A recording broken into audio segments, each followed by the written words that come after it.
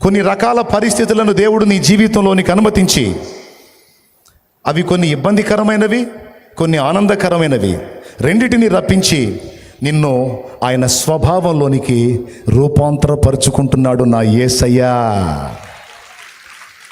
ఒకప్పుడున్న పెడద్రం ఇప్పుడు లేదు నీ దగ్గర.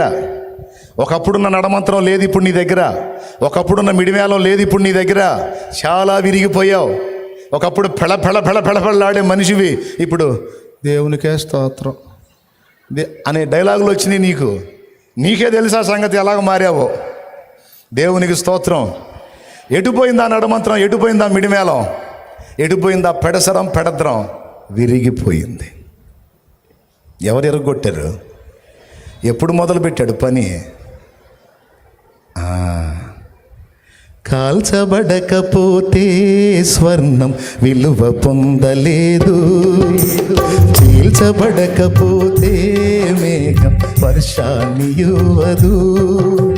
కాల్చబడకపోతే స్వర్ణం విలువ పొందలేదు, చీల్చబడకపోతే మేఘం వర్షాన్ని ఇవ్వదు. దున్నబడకపోతే భూమి పంటనివ్వలేదు, చెక్కబడకపోతే శిల్పం కాదు. శ్రమల కొలిమిలు కాలకపోతే యేసు రూపు రాదు. నువ్వు శ్రమల కొలిమిలు కాలకపోతే యేసు రూపు రాదు. నమ్ము నేస్తమా, ఇది సత్యం, వీడబోకుమా విశ్వాసం. నీ ఆశ నిరాశ కానే కాదు, వేదన ఎందుకు? నీ కన్నీరు కలకాలముండదు, కలతే చెందకు.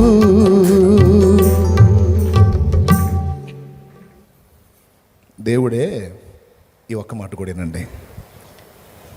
అష్టవంకర్లు ఉన్నాయిగా మన దగ్గర. మన బతుకంత వంకర టెంకర బతుకుగా దేవదూతలకి మనల్ని చూపించి, అది వాళ్ళని చూడండి,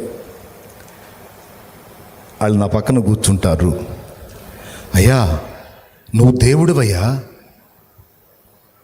వాళ్ళని నేను ఎలా చెక్కుతానో, వాళ్ళని నేను ఎలా తీర్చిదిద్దుతానో మీరు చూడండి.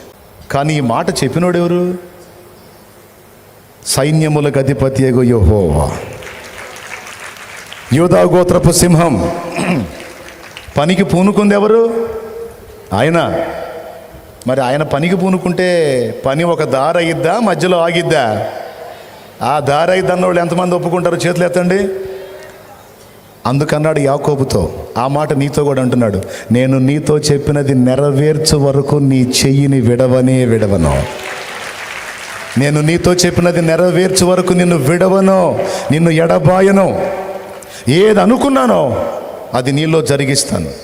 రేపటి రోజున మనం ఆయన చేత రూపుదిద్దబడి రేపు ఆయన దగ్గరికి వెళ్ళి ఆయనతో కలిసి మనం తిరుగుతుంటే దేవదూతలు బిత్తరపై చూస్తారు. దేవదూతలండి బిత్తరపై చూస్తారు. నిజంగా నువ్వు సామాన్యుడివి కాదయ్యా, అమ్మో నువ్వు మామూలుడివి కాదు. ఈ పిచ్చోళ్ళని, ఈ వంకర టెంకర వాళ్ళని ఎంత బాగా మార్చి నీ స్వభావాన్ని ఆళ్ళలో నింపేసి నీ పక్కన తిప్పుకుంటున్నావుగా, నీ పక్కన నిలబెట్టుకున్నావుగా. ఈ ఆధిక్యత మనకి డిసైడ్ చేశాడు, అందుకోసమే మనల్ని డిజైన్ చేస్తున్నాడు ఆయన. ఈ ఆధిక్యత మనకి డిసైడ్ చేశాడు, అందుకోసమే మనల్ని డిజైన్ చేస్తున్నాడు ఆయన.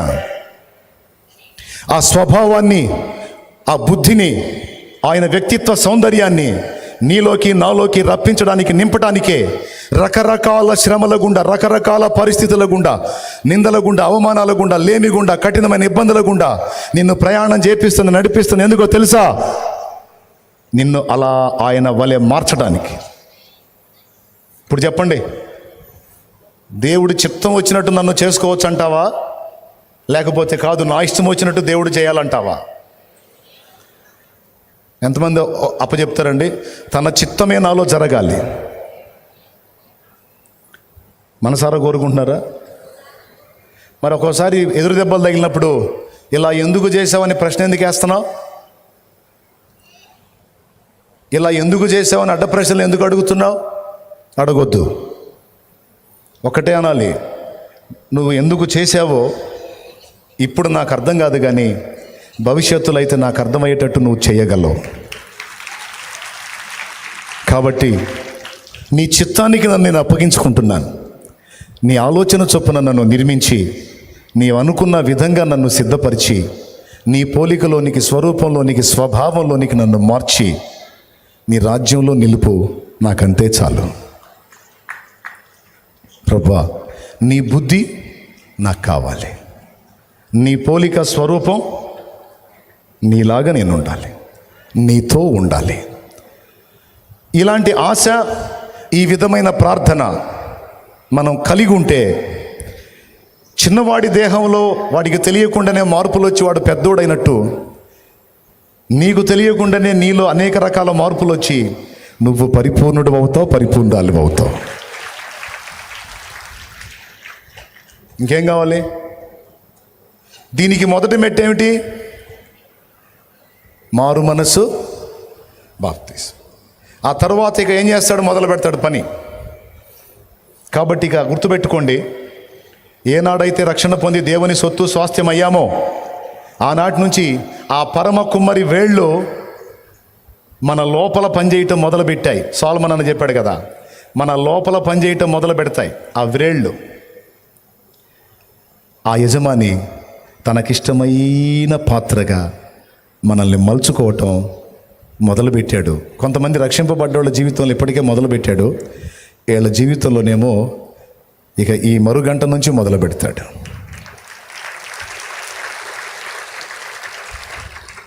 ఆ కుమ్మరి వేళ్ళు కొన్నిసార్లు నీకు స్మూత్నివ్వచ్చు. కుండ గిరా గిరా గిరా గిరా సార మీద తిరుగుతా, ఆహా చక్కల గింతలు ఉన్నాయి, ఆహా ఆహా అని అనుకోవచ్చు. కాసేపు ఆ వేళ్ళు ఆ మట్టి పాత్రలోనికి వెళ్ళి మొత్తం ఎలాగో ఒక పక్క నుంచి ఒత్తుతూ ఉంటే నొప్పిగా కూడా అనిపించవచ్చు.